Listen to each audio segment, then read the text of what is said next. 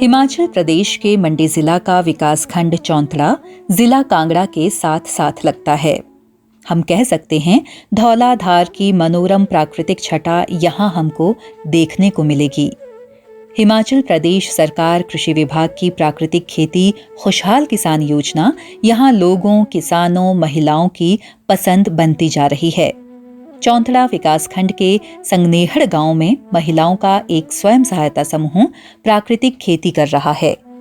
ये महिलाएं 2019 से प्राकृतिक खेती करने लगी थीं। इन महिलाओं को यहाँ आत्मा विकासखंड चौंतड़ा की तरफ से 2 दिनों की ट्रेनिंग दी गई थी। अब यहाँ महिलाएं प्राकृतिक खेती में निपुण हो चुकी हैं और अपने आप को जहर से मुक्त कर लिया है। यहाँ पर हम देखें तो प्राकृतिक खेती के ये खेत ही बता रहे हैं कि इन्हें प्राकृतिक खेती करने का कितना अच्छा ज्ञान है।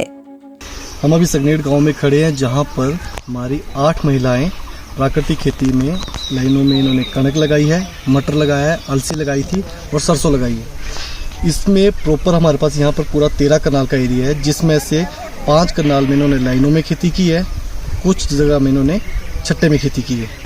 ये महिलाएं प्राकृतिक खेती हमारे साथ तब से करी जब से प्राकृतिक खेती का हमने शुरू किया था 2018-19 से, और महिलाओं को भी इसके लिए जागरूक कर रहे हैं। धन्यवाद।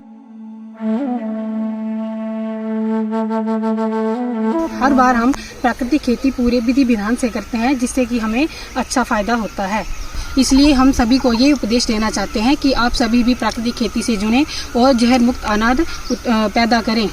ऐसे सारे रल मिली करने प्राकृतिक खेती आगे जो ऐसा मंडल भी तैयार करना। ऐसे कणक बीज दे, मक्की भी बीज दे, सोयाबीन बीज दे, फिर ये मां लगा दे, कोल्थ, मोट सारी चीजें लगा दे। सुभाष गोस्वामी चौंतड़ा विकासखंड के बघेड़ गांव के किसान हैं। इनकी 4 बीघा जमीन में हम प्राकृतिक खेती की फसल को देख सकते हैं। सुभाष गोस्वामी के खेतों में भी प्राकृतिक खेती से गजब की गेहूं व अन्य सहभागी फसलें तैयार हो रही हैं। मैं पिछले लगभग 4 सालों से सुभाष पालेकर प्राकृतिक खेती से जुड़ा हूँ और ये तब से मैं ये खेती कर रहा हूँ। मुझे इसके जो है अच्छे परिणाम मिले हैं। मेरा जो है केमिकल के ऊपर जो खर्चा होता था वो भी कम हुआ है और फसल भी लगभग बराबरी पे आ चुकी है अब। लेकिन हो सकता है थोड़े दिनों में जो केमिकल फार्मिंग से इसकी जो उपज है वो और बढ़ जाए।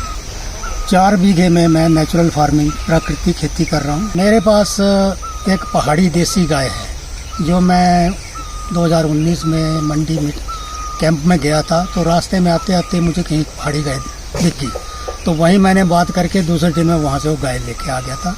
तो उसी का गोबर मूत्र, उसी के प्रयोग से ये जीवामृत, घन जीवामृत का ये प्रयोग मैं अपने खेतों में कर रहा हूँ। इससे मुझे एक तो गाय का जो फर्श पक्का कराने के लिए 8,000 रुपये मिले थे और दूसरा एक जो प्राकृतिक संसाधन केंद्र खोला हुआ है आत्मा वालों ने, उसके भी मुझे 10,000 लौट को देखने आते हैं। हाँ कि अच्छा रिजल्ट है, हम भी आगे से करेंगे। गोस्वामी ने बताया कि कुछ दशकों पहले जो मित्र कीट पहले हमारे खेतों में होते थे, वो दोबारा अब हमें प्राकृतिक खेती करने के उपरांत दिखना शुरू हो गए हैं। खेतों की मिट्टी में जान आ चुकी है जो रसायनों से हमने जला दी थी। यहाँ एक किसान ने बहुत पुरानी देसी किस्म की गेहूं खेतों में लगाई है जो बहुत ही कम देखने को मिलती है। अपनी देसी बोली में इसे धमरोड़ी गेहूं बोलते हैं। इसका आटा बहुत बढ़िया होता है और उपज की बात करें तो इसमें पैदावार भी बहुत आती है।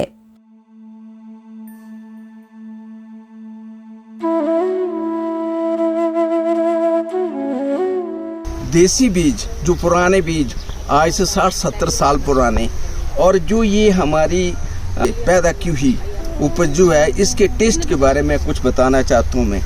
ये इसकी बनी हुई रोटियाँ जो हैं, आजकल जो दूसरे अनाज को हम यूज़ कर रहे हैं उसके बाद इसका टेस्ट करें तो एक किस्म की इसकी वैरायटी अलग से लगती है। जो आज से 60 साल पुराने हमने वो रोटियां खाई थी वो आजकल नहीं मिलती, और इसी पर हम अट्रैक्टिव होकर ये शुरू की है खेती। और इस खेती का आपके सामने है, थोड़ी उपज कम होती होगी औरों से, लेकिन इसका टेस्ट और इसके फायदे अनमोल है। हमने किसानों के काम देखे तो प्राकृतिक खेती से अच्छी फसलें आ रही हैं। किसानों की लागत बिल्कुल कम है। जरूरत है तो कदम बढ़ाने की और प्राकृतिक खेती को अपनाने की।